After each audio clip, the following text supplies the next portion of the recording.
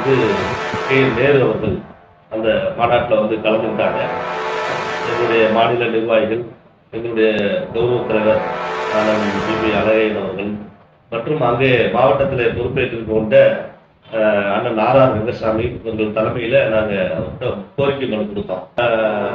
மாண்புமிகு தமிழக முதலமைச்சர் தளபதி அவர்களை நேரில் சந்திக்க ஏற்பாடு செய்து உத்தரவாதம் அளித்திருக்கின்றார். முதல் கட்டமாக ஒரு 100 இளைஞர்களை தயார் செய்து அந்த 100 இளைஞர்கள் மூலமாக சபதம் ஏற்க இருக்கின்றோம்.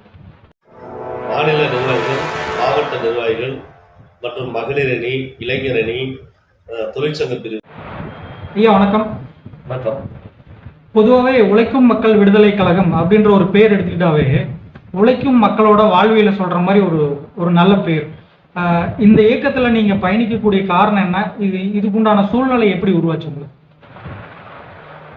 உழைக்கும் மக்கள் விடுதலை கழகம் அப்படின்ற ஒரு அரசியல் அமைப்பா உருவாக்குவதற்கான காரணம், ஒரு சாதாரண ஒரு கல்லுடைக்கின்ற தொழிலாளியாக இருந்து இந்த ஒட்டுமொத்தமாக தமிழகத்திலே வாழ்ந்து கொண்டிருக்கக்கூடிய 50 லட்சம் போயர் சமுதாய மக்களுடைய அடிப்படை தொழிலாக செய்து வருகின்ற கல்லுடைக்கின்ற தொழில், கட்டடத் தொழில், கிணறு தோண்டுகிற தொழில், சிற்பி, மண் வெட்டுகின்ற இந்த மாதிரி அடிப்படையான நாட்டினுடைய நாகரிகத்தையும் நாகரிக சின்னங்களையும் இன்றைக்கு தேவையான உள்கட்டுமான வளர்ச்சிக்கும் இன்றியமையாத பாடுபட்டு கொண்டிருக்கக்கூடிய இந்த தொழிலாளர்கள் போயர் சமுதாய மக்களுடைய வாழ்வாதாரத்தையும் அவர்களுடைய உரிமைகளையும் மீட்டெடுப்பதற்காக தான் இன்றைக்கு இந்த உழைக்கும் மக்கள் விடுதலை கழகம் என்ற ஒரு அமைப்பை உருவாக்கி அதன் மூலம் இன்றைக்கு அந்த மக்களுக்கான போராட்டங்களை நடத்தி அவர்களுடைய கோரிக்கைகளை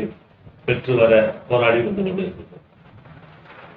உங்களது சமுதாயத்தை மட்டும் மையப்படுத்தி கடந்த 25 ஆண்டுகளாக பயணிக்கக்கூடிய காரணம் என்ன? தமிழ்நாட்டில் போயர் சமுதாய மக்களுக்காகவே இன்றைக்கு 25 ஆண்டுகளாக நான் அந்த பகுதி மக்களிடம் பணியாற்றி கொண்டு வந்து கொண்டிருக்கின்றேன் என்று சொன்னால் அதற்கான காரணம் நிறைய இருக்கின்றது. ஏன்னா இன்னைக்கு அனைத்து தொழிலாளர்களுக்கும் ஒரு சங்கம் வைத்து அவர்களுடைய உரிமைகளை மீட்டுக் கொடுக்கின்ற இந்த ஆட்சியாளர்கள் இந்த போயர் சமுதாய மக்களை மட்டும் இன்றைக்கு அனைத்து இந்திய அண்ணா திராவிட முன்னேற்ற கழகமாக இருக்கட்டும், திராவிட முன்னேற்ற கழகமாக இருக்கட்டும், அல்லது தொழிலாளர்களுக்காக போராடுகின்ற கம்யூனிஸ்டுகளாக இருக்கட்டும், இவர்கள் அனைவருமே இந்த 50 லட்சம் போயர் சமுதாய மக்களுடைய வாழ்வாதாரத்தை பற்றியோ அவர்களுடைய தொழிலாளர்களுடைய நிலைமைகளை பற்றியோ எங்கேயும் எடுத்து உரைக்கவும் இல்லை, எந்த சட்டமன்றத்திலையும் இவர்களை பற்றி பேசுவதும் இல்லை. ஆகவேதான் இவர்களுக்கான உரிமைகளுக்காக நான் தொடர்ச்சியாக 25 ஆண்டுகளாக போராடி வந்து கொண்டிருக்கிறேன். தொடர்ச்சியாக பார்த்தீங்கன்னா இன்னைக்கு இந்த 56 வருடம் 57 வருடங்கள் இன்றைக்கு ஏடிஎம்கேவும் டிஎம்கேவும் மாறி மாறி ஆட்சி அமைக்கிறாங்க. அந்த ஆட்சி அமைக்கிற இவர்கள் இந்த போயர் சமுதாய மக்களை பற்றி கண்டுக்கிறாங்களா அப்படின்னு சொன்னா அவங்க இந்த தேர்தல் வருகின்ற பொழுது மட்டும்தான் அந்த தேர்தல் அறிக்கையில நாங்க ஆட்சிக்கு வந்தா போயர் நலவாரியம் அமைப்போம், கல்லுடைக்கின்ற தொழிலாளர் நலவாரியத்தை உருவாக்கி தருவோம், அது மாதிரி கட்டட தொழிலாளர் நலவாரியத்துல முக்கிய பங்கு போயர் சமுதாய மக்களுக்கு கொடுப்போம் அப்படின்னு சொல்றாங்க. அதை நம்பி இன்றைக்கு எங்க சமுதாய மக்கள் ஓட்டு போட்டுருக்காங்களே தவிர, ஓட்டு போட்டதுக்கு அப்புறம் இப்போ இந்த மாதிரி அமைப்புகள் எல்லாம் நேரடியாக நீங்க சட்டமன்றத்தில் தேர்தல் அறிக்கையில கொண்டு வந்ததை பேசணும், அதை நிறைவேற்றி எங்களுக்கான வாரியங்களை கொடுக்கணும் அப்படின்னு கேட்டோம்னா இது வரைக்கும் அவங்க சட்டமன்றத்தில் ஒரு 5 நிமிஷம் எங்க சமுதாயத்தை பத்தி ஒதுக்கி பேசுனதாக சரித்திரம் இல்லை. ஆனாலும் மாறி மாறி திமுகவுக்கும் அதிமுகவுக்கும் வாக்களித்து அவர்களை வெற்றி பெற செய்து சட்டமன்றத்தில் அவர்களை முதலமைச்சர் ஆக்குவதிலும் பெரிய பங்கு போயர் சமுதாயத்துக்கு உண்டு. ஆனால் இவர்களை பத்தி எந்த வரையும் கண்டுல. சரி, அது அரசியல்ல பங்கு கொடுக்காட்டியும் கூட இன்றைக்கு உள்கட்டுமானத்திற்கு தேவையான இன்றைக்கு கட்டட பணிகள்ல 80% பேர் இன்னைக்கு போயர் சமுதாய மக்கள் தான் செஞ்சுட்டு இருக்கிறாங்க. அந்த 80% பேர் செஞ்சுக்கிட்டு இருக்கிற அந்த கட்டுமானத்திற்கு, அந்த கட்டுமான நல வாரியத்திற்கு ஒரு போயர் சமுதாயத்தை சேர்ந்த ஒரு நபருக்கு அந்த கட்டுமான நல வாரிய தலைவர் பதவியை கொடுக்கணும்னு கேட்கிறோம். ஆனா அவங்க எப்படி கொடுக்குறாங்க? வன்னியர் சமுதாயத்துக்கு கொடுத்துருக்காங்க, 2006லயும் கொடுத்தாங்க. இப்ப ஆட்சிக்கு வந்ததுக்கு அப்புறமா அவருக்கு தான், பொன்குமாருக்கு தான் அந்த வாய்ப்பை வழங்கியிருக்கிறாங்க. அப்போ நாட்டினுடைய உள்கட்டுமான வளர்ச்சிக்கான இன்றியமையாத பாடுபட்டு இருக்கக்கூடிய இந்த 80% பணிகளை செய்து கொண்டிருக்கக்கூடிய போயர் சமுதாய மக்களுக்கான அந்த வாரியத்துடைய தலைவர் பதவி கூட கொடுப்பதற்கு இந்த 2 ஆட்சியாளர்களுக்கும் வக்கில்ல. அதனாலதான் எங்களுக்கான ஒரு அரசியல், எங்களுக்கான ஒரு பயணம், எங்களுக்கான கோரிக்கைகளை முன்வைத்து நாங்க தொடர்ச்சியா இந்த ஆட்சியாளர்கள் மத்தியில போராடி இருக்கிறோம். இவர்கள் யாருமே இதுவரைக்கும் இங்க சமுதாயத்தை பற்றி எந்த சட்டமன்றத்திலையும் பேசுனதா அவங்களை காட்ட சொல்லுங்க பார்ப்போம், ஒருத்தருமே இல்லை. ஆனா நாங்கள் மட்டும்தான் தொடர்ச்சியாக ஆங்காங்கே அனைத்து மாவட்ட மையங்களிலும் எங்களுடைய கோரிக்கைகளை முன்வைத்து 25 ஆண்டுகளாக நாங்கள் தொடர்ச்சியாக போராடிட்டு இருக்கோம். கிட்டத்தட்ட 165 சட்டமன்ற உறுப்பினர்கள் எங்களுடைய கோரிக்கையை பத்தி சட்டமன்றத்துல மானிய கோரிக்கையில பேசுங்கன்னு சொல்லி பார்த்தோம், யாரும் பேசல. அதனாலதான் இன்றைக்கு எங்களுடைய சமுதாயம் இன்றைக்கு தனித்து ஒரு அரசியலாக உருவாக்கி இன்றைக்கு உழைக்கும் மக்கள் விடுதலை கழகம் இன்றைக்கு தமிழ்நாடு முழுவதும் இந்த போயர் சமுதாயத்திற்காக ஒரே அரசியல் அமைப்பாக நாங்கள் கொண்டு வந்துட்டு இருக்கிறோம். இன்னும் பல சங்கங்கள் உருவாக்கிட்டு இருக்கிறாங்க. அவங்களெல்லாம் ஒருங்கிணைத்து இந்த போயர் சமுதாய மக்களுக்கான ஒரே அரசியல் உழைக்கும் மக்கள் விடுதலை கழகம் என்ற அந்த அந்தஸ்தோடு எங்களுடைய அமைப்பை உருவாக்கி வந்துருக்கு. இப்போ உங்களோட தனிப்பட்ட சமுதாயத்தின் மூலியமா உருவாக்கப்பட்ட உழைக்கும் மக்கள் விடுதலை கழகம் கட்சியானது எந்த விதமான தாக்கத்தை ஏற்படுத்தும்? இதன் மூலியமா நீங்க ஒரு அரசியல் மாற்றத்தை ஏற்படுத்த முடியும்னு நம்புறீங்களா? நிச்சயமாக நான் நம்புறேன். ஏன்னா நம்பிக்கை இல்லைன்னா 25 ஆண்டுகளாக இந்த சமுதாய மக்கள் மத்தியில பணி செய்ய மாட்டேன். நிச்சயமாக நம்புவேன். ஏன்னா நம்பிக்கை இருக்கு. குறிப்பா சொல்ல போனா நம்ம தொழிலாளிங்கிற படத்துல எம்ஜிஆர் நடிப்புல ஒரு பாடல் வரியில் கூட எங்களுக்கு நினைவு வரும். கல்லை கனியாக மாற்றும் தொழிலாளி கவனம் ஒரு நாள் திரும்பும், அன்று நல்லவர் வாழும் ஒரு புதிய சமுதாயம் நிச்சயம் ஒரு நாள் அரும்பும் என்ற நம்பிக்கையோடு அந்த ஆலங்குடி சோமு அவர்கள் இந்த கவிதைகளை அந்த பாடல் வரியில கொண்டு வந்த நினைவு தான் எங்களுக்கு வருது. ஏன்னா இன்னைக்கு பாத்தீங்கன்னா இன்னைக்கு அரசியல்ல ஒரு மாற்றத்தை தேவைப்படுகிறது. இன்னைக்கு மக்கள் மத்தியில இன்னைக்கு அரசியலே மாறி போயிடுச்சு. இன்றைக்கு அந்த அரசியலை ஒரு புதிய சமுதாயமாக ஒரு புதிய அரசியலை கொண்டு வரணும்னா நிச்சயமாக எங்களால் முடியும் என்ற நம்பிக்கையோடு தான் இருக்கிறோம். நீங்க கேட்டீங்க, ஒரு ஜாதி அமைப்பு ஒரு அரசியல் இந்த சமுதாயத்தை மாற்ற முடியுமா அப்படின்னு. இந்த ஜாதி அமைப்பு தான் சமுதாயத்தை அரசியலை மாற்ற முடியும் அப்படிங்கிறத விட நாங்கள் ஒட்டுமொத்தமாக உழைக்கும் மக்களை நம்பியிருக்கோம்.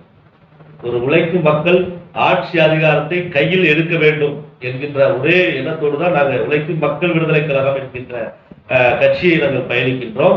இது முழுக்க முழுக்க இன்றைக்கு போயர் சமுதாய மக்களுக்காக நாங்கள் இந்த உழைக்கும் மக்கள் விடுதலை கழகம் கொண்டு வருவதற்கான காரணம் இவர்களுடைய உரிமைகளை வாங்கி கொடுப்பதற்காக. இவர்களுடைய உரிமைகளை இந்த யாரும் எந்த அரசியல் கட்சியும் செய்யாத காரணத்தினால் நாங்கள் அவர்களுக்காகவே இந்த அரசியல் அமைப்பு உருவாக்கி கொண்டு வந்திருக்கிறோம். நிச்சயமாக இந்த ஆட்சியாளர்கள் மத்தியில இதனால ஒரு மாற்றத்தை கொண்டு வர முடியும். இவர்களால் இந்த ஒற்றுமைப்படுத்தும் பொழுது நிச்சயமாக அவர் ஆட்சி மாற்றத்தை உழைக்கும் மக்கள் விடுதலை கழகம் செய்ய முடியும். ஏன்னா இன்றைக்கு கரடு முரடான பாறைகளை தூள் தூளாக ஆக்கி இன்றைக்கு சமிட்டியாலும் சுத்தியாலும் புலியாலும் நாங்கள் இந்த கட்டுமானத்திற்கு தேவையான கல்பொருட்களை உருவாக்கி கொடுக்கின்ற வல்லமை படைத்தவர். அவர்கள் இன்றைக்கு ஒன்றுபடவில்லை என்பதற்காகத்தான் நாங்கள் ஆட்சியாளர்களுக்கு அப்பப்போ எச்சரிக்கையாக சொல்லிக் கொண்டிருக்கின்றோம். நாங்கள் ஒன்றுபட்டு விட்டால், எங்களுடைய பலத்தை நிரூபித்து விட்டால் இந்த ஆட்சியாளர்கள் எங்களுடைய போராட்டத்திற்கு தாக்கு பிடிக்க முடியாது. ஏன்னா அவர்களுடைய பலம் எங்களிடம் இருக்கிறது. இவருடைய உரிமைகளை தான் கேட்கிறோம். உங்கள்கிட்ட பிச்சை கேட்கல. இந்த ஆட்சியாளருக்கு நாங்க பிச்சை கேட்கல. இவர்கள் உழைக்கின்ற உழைப்பின் மூலமாக வருகின்ற வருமானத்திலே கிடைக்கக்கூடிய அந்த சலுகைகளை, உரிமைகளை, கோரிக்கைகளை வழங்குகள் என்றுதான் இந்த ஆட்சியாளருக்கு கேட்டிருக்கிறோம். ஆனா அந்த ஆட்சியாளருக்கு கொஞ்சம் கூட கவனிக்கல. நாங்க 50 லட்சம் பேர் இருக்கிறோம்னு சொல்லிட்டு இருக்கிறோம். 5 லட்சம் பேரை திரட்டி சென்னையில தலைமைச் செயலகத்தை நோக்கி வருகின்ற காலம் மிக விரைவில் வந்து இன்னைக்கு அரசியல் அப்படின்னாவே ஒரு வியாபாரமா பார்க்கப்படுது மக்கள் மத்தியில. இப்ப 5 வருடத்துக்கு ஒரு தடவை எலெக்ஷன் வருதா, அன்னைக்கு எந்த கட்சி அதிகம் பணம் தருதோ அந்த கட்சிக்கு ஓட்டு போடுற சூழ்நிலை இன்னைக்கு ஆயிடுச்சு. அப்படிப்பட்ட இன்றைய அரசியல் சூழ்நிலை, அதாவது காமராஜர் கக்கன் காலத்து அரசியல் வேற, இன்னைக்கு இருக்கிற அரசியல் வேற. இப்படிப்பட்ட அரசியல் குளத்தில் நீந்தி நீங்கள் கரையேற முடியுமா? அப்படி என்ன ஒரு ஐடியா வச்சிருக்கீங்க மேல வர்றது? அரசியல் இன்னைக்கு தான் அரசியல் ஒரு மாற்றத்தை கொண்டு வரணுங்கிறத நம்ம சொல்றோமே. இன்னைக்கு இருக்கிறது அரசியல் இல்ல, வியாபாரம் தான். நீங்க சொல்ற மாதிரி இன்னைக்கு இருக்கிற வியாபாரம் தான். மக்கள்ல இருந்து இன்றைக்கு மாட மாளிகையில வாழ்ந்து கொண்டு இருக்கக்கூடிய மன்னர்களா இருக்கட்டும் அல்லது மந்திரிகளா இருக்கட்டும் முதலமைச்சரா இருக்கட்டும், எல்லா பேருமே இன்னைக்கு கோடி கோடியாக கொள்ளையடித்து தன்னை பாதுகாப்பதோடு அடுத்து வருகின்ற தேர்தலில் வெற்றி பெறுவதற்கான யூகங்களுக்கு மக்களுக்கு எப்படி பணம் கொடுக்கலாம், மக்களுக்கு அரிசி வேட்டி சேலை எப்படி இலவசமாக கொடுக்கலாம், இதுதான் அவங்களுடைய கற்பனையா இருக்கே தவிர மக்களுடைய அடிப்படை உரிமைகளை அவங்களை மீட்டெடுத்துல. இப்ப உதாரணத்துக்கு இன்னமும் ஒரு சில ஊர்களில் வாடகை வீட்டில குடியிருக்கிற ஒரு தொழிலாளர்களுடைய அவலங்களை இதை பத்தி இவங்க எல்லாம் யாருமே கண்டுக்கல. அல்ல தொழிலாளர்களுடைய உரிமைகள் இன்னைக்கு அடிப்படை தேவைகளை பூர்த்தி பண்ணல. இன்னைக்கு ஆட்சி அரசியலமைப்பு சட்டம் என்ன சொல்லுது? அரசியலமைப்பு சட்டம் இன்னைக்கு அனைவருக்கும் நல்ல கல்வி, அனைவருக்கும் நல்ல மருத்துவம், அனைவருக்கும் பாதுகாக்கப்பட்ட குடிநீர், அடிப்படை தேவையான கழிப்பறை வசதி, சாக்கடை வசதி, இதை செஞ்சு கொடுக்கறதுக்கு இவங்க தயாரா இருக்காங்களா? இதை ஒரு மானியமாக அல்லது டெண்டரா போட்டு அதுக்கான பணத்தை எடுத்து எப்படி இவங்க கமிஷன் எடுத்து சம்பாதிக்கலாம்னு தான் பாக்குறாங்க தவிர மக்களுக்கான அடிப்படை தேவைகளை பூர்த்தி செய்வதற்காக இவங்க இல்லை. ஆனால் இவங்க ஒரு மாற்றத்தை கொண்டு வரணும்னா நிச்சயமாக மக்கள் மாற்றம் மாற வேண்டும். இந்த ஓட்டுக்காக பணம் கொடுக்கின்ற அந்த மானமுள்ள அதாவது மனிதன் அதை யோசிக்க கூடாது. ஓட்டுக்கு பணம் வாங்கி தான் நான் ஓட்டு போடுவேன் என்று சொன்னால் தன்னுடைய மானத்தை அடமானம் வைக்கின்ற நிலைமையில் இன்றைக்கு மக்கள் வாழ்ந்து கொண்டு இருக்கின்றார்கள் என்றுதான் நான் ஒப்பா சொல்லுவேன். அதனால மக்கள் மாற வேண்டும். இந்த ஆட்சியாளருக்கு பாடத்தை கற்பிக்க வேண்டும். காமராஜர், கக்கன் போன்ற நல்ல ஒரு அரசியல் கட்சி தலைவர்களை இந்த மக்கள் தேர்ந்தெடுத்து ஒரு நல்ல சமுதாயத்தை நல்ல அடையாளப்படுத்துகின்ற ஒரு நல்ல ஆட்சியாளர்களுக்கு இந்த மக்கள் காட்ட வேண்டும். அதுக்காக நாங்கள் அதுக்கான பிரச்சாரம் செய்து கொண்டிருக்கிறோம். பொதுவாகவே அரசியல் மாற்றம் அப்படின்றது எப்படி உருவாகும்னா வரக்கூடிய இளைஞர்கள் மூலியமா தான் அந்த அரசியல் மாற்றத்தை உருவாக்க முடியும். அப்படி உங்களோட இளைஞர்களை நீங்க எப்படி தயார்படுத்திட்டு இருக்கீங்க? இன்றைக்கு இளைஞர்கள் நாங்கள் அங்கதான் போற இடத்துல அதான் சொல்லிட்டு இருக்கோம். ஏன்னா இன்றைக்கு பெரிய பெரிய கட்சிகள் எல்லாமே இளைஞர்களையும் இன்றைக்கு பெண்களையும் இன்றைக்கு தொழிலாளர்களையும் கவர்ச்சிகளை காட்டி அவர்களுக்கு பார்த்தீங்கன்னா இன்னைக்கு இளைஞர்கள் பூராமே இன்றைக்கு மது, கஞ்சா இது எல்லாமே இன்றைக்கு ஆட்சியாளர்கள் தாராளமாக தமிழ்நாடு முழுவதும் புழங்கிட்டு இருக்கு. இதனால அவங்களுடைய குடும்பம் சீரழியுது. அவங்களுக்கு எந்த பிரச்சனையும் இல்லை. அதன் மூலமா ஆட்சியாளருக்கு வருமானம் வருதே தவிர இன்றைக்கு அந்த இளைஞர்களை குடி போதையிலும் கஞ்சா போதையிலையும் இன்றைக்கு வாழ்ந்து கொண்டு இந்த மக்களையும் இந்த ஆட்சியையும் இந்த சமூகத்தையும் பற்றி சிந்திக்காமல் இருக்க வேண்டிய நிலைமைகளை இளைஞர்களை உருவாக்கி இருக்காங்க. அதனாலதான் நாங்கள் இளைஞர்கள்லாம் போய் பேசிக்கொண்டு இந்த மாற்றம், சமூக மாற்றத்தை கொண்டு வருவதற்கு நீங்கள் எல்லாம் மது அருந்தக்கூடாது, நீங்கள் எல்லாம் இந்த ஓட்டுக்கு பணம் என்ற போடுவதை நிறுத்துவதற்கு உங்கள் பெரியவர்களிடம் உங்கள் ஊரில் இருக்கிற அனைவரிடமும் இதை கொண்டு போய் சேர்க்க வேண்டும் என்பதெல்லாம் நாங்கள் கிளை கூட்டங்களில் இந்த மாதிரி விஷயங்களை இளைஞர்கள் நாங்கள் பயிற்சி கொடுத்து வந்து. நடந்து முடிந்த பாராளுமன்ற தேர்தலில் உங்களோட உழைக்கும் மக்கள் விடுதலை கழகம் எந்த மாதிரியான ஸ்டாண்ட் எடுத்திருந்தீங்க? அது மூலியமா உங்களோட சமுதாய மக்களுக்கு என்ன பயன் கிடைச்சது? ஆக்சுவலாவே நாங்க பாராளுமன்ற தேர்தலில் ஒரு முடிவு எடுக்கிறதுக்கான கூட்டமே இங்க கரூரில் நடத்தினோம். அந்த கூட்டத்துல ஒரு முக்கியமான முடிவு எடுத்தோம். ஏன்னா மாறி மாறி இந்த 2 திராவிட கட்சிகள் தான் ஆட்சிக்கு அமைக்கிறாங்களே தவிர தேர்தல் அறிக்கையில நம்மளுடைய கோரிக்கைகளை கொண்டு வர்றாங்களே தவிர அதை நிறைவேற்றுவது இல்லை. அதை பல முறை ஆட்சியாளருக்கு நாங்க சொல்லியும் அதை செயல்படுத்தாதனால இந்த தடவை நாங்க ஒரு புது முயற்சியை எடுத்தோம். இந்த புது முயற்சி எப்படின்னா தேர்தல் புறக்கணிப்பு அப்படிங்கிறது. ஏன்னா இந்த நாட்டுல நாங்கள் வாழ்ந்து கொண்டிருக்கக்கூடிய எங்களுடைய சூழ்நிலையில் எங்களுடைய கோரிக்கைகளை கூட வெல்ல முடியாத இந்த ஆட்சியாளருக்கு நாங்கள் ஏன் ஓட்டு போடணும்? ஜனநாயக கடமையை, எங்களுக்கான உரிமை கிடைக்காத போது ஜனநாயக கடமை நாங்கள் ஏன் ஆற்ற வேண்டும் என்கின்ற ஒரு முடிவை உழைக்கும் மக்கள் விடுதலை கழகம் எடுக்க நேர்ந்தது. அப்போதான் நாங்க அந்த பிரச்சாரம் பண்ண ஆரம்பிச்சோம். தமிழ்நாடு முழுவதும் ஆங்காங்கே அனைத்து மாவட்ட மையங்களில் செய்தியாளர் சந்திப்பு, துண்டு பிரசவம் மூலமாக தேர்தல் புறக்கணிப்பு இருந்ததை தெரிஞ்சோம். அப்போ இந்த தேர்தல் புறக்கணிப்பை பல கட்சிகள் உற்று கவனித்த பிறகு அதுல பாரதிய ஜனதா கட்சியினுடைய மாநில தலைவர் அண்ணாமலை அவர்கள் எங்களுக்கு அழைப்பு கொடுத்திருந்தார்.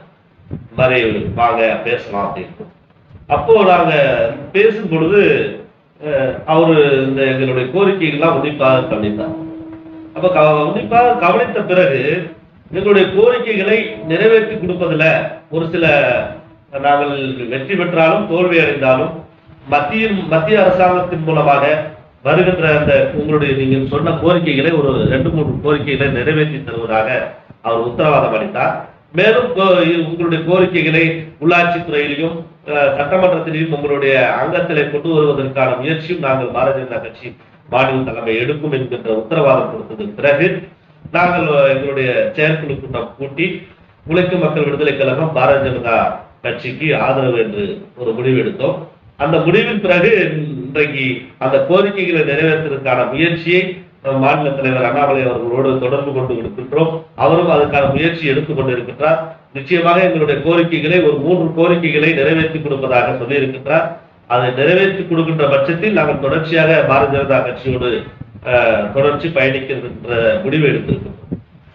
பக்கமா பாத்தீங்கன்னா திருச்சியில ஒரு மாநாடு நடந்துச்சு உங்க சமுதாயம் சார்பில். அந்த மாநாட்டின் மூலியமா ஆட்சியாளர்களுக்கு எந்த மாதிரியான ஒரு கோரிக்கைகளை நீங்க கொண்டு போய் சேர்த்திருக்கீங்க? மாநாட்டில் திருச்சியில் நடந்த மாநாட்டில் பார்த்தீங்கன்னா ஒரு 10,000 பேர் கலந்து கொண்ட அந்த எல்கேஎஸ் திருமண மண்டபத்தில் மிக பிரம்மாண்டமாக அந்த மாநாடு இருந்தது. அந்த மாநாட்டில் எங்களுடைய கோரிக்கைகளை இந்த ஆட்சியாளருக்கு கொடுக்கின்ற வாய்ப்பு அங்கே உருவாகுது. திராவிட முன்னேற்ற கழகத்தினுடைய முதன்மை செயலாளரும் மாண்புமிகு நகராட்சித்துறை அமைச்சர் மாண்புமிகு கே. நேரு அவர்கள் அந்த மாநாட்டில் வந்து கலந்துக்கிட்டாங்க.